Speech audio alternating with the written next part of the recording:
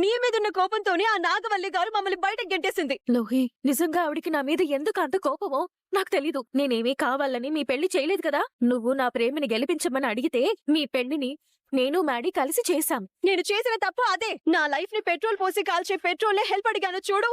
నేను ఒక ఇడియట్ ని. ఇంకేం మాట్లాడుకు మధు. నీ వల్ల ముగ్గురు జీవితాలు సర్వనాశనం అయిపోయాయి. మ్యాడీ, వరుణ్, నేను ముగ్గురం మా ఫ్యామిలీస్ కి దూరమై ఇలా అనాథల్లా మీ ఇంట్లో బ్రతుకుతున్నావు. నువ్వొక సెల్ఫిష్ వి. ఏమన్నావు లోహి? నేను సెల్ఫిషా? అవును, నువ్వు సెల్ఫిష్ వే. మ్యాడీని సొంతం చేసుకోవాలని మా అందరినీ జోకర్లా వాడుకొని ప్లాన్ చేసి మరి మ్యాడీని మీ ఇంటికొచ్చేలా చేసుకున్నావు. మాస్టర్ స్కెచ్ భలే వేశావు మధు. సూపర్.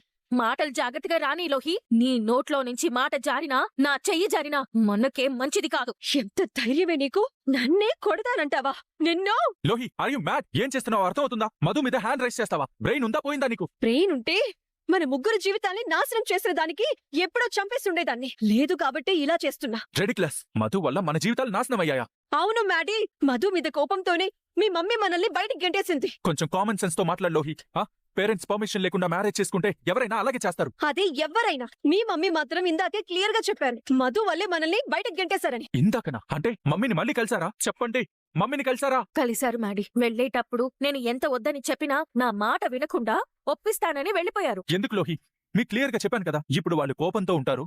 కొన్ని రోజులయ్యాక కోపం తగ్గుతుంది, అప్పుడు వెళ్ళి మాట్లాడదామని. నేను అదే చెప్పాను మ్యాడీ. ఇప్పుడు వెళ్తే వాళ్ళని రెచ్చగొట్టినట్టు అవుతుంది అని. కానీ లోహి నా మాట వింటే కదా. ఏంటే ఛాన్స్ దొరికింది కదా అని ఓ ఎక్కేస్తున్నా?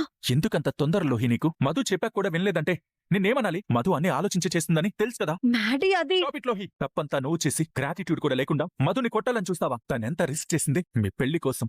మీకోసం ఎన్నో అవమానాలు పడిందే కాక రోడ్డు మీదున్న మనల్ని తీసుకొచ్చి ఇంట్లో పెట్టుకుంటే తనకిచ్చే రెస్పెక్ట్ ఇదేనా? So shame on you Lohi. Say sorry to Madhu. Sorry ఏం అక్కర్లేదు లోహి. కానీ నువ్వు ఇలానే ఆలోచించకుండా డెసిషన్స్ తీసుకుంటే మాత్రం ఫ్యూచర్ లో నువ్వు చాలా ప్రాబ్లమ్స్ ఫేస్ చేస్తావు. పద్ధతి మార్చుకో లోహి.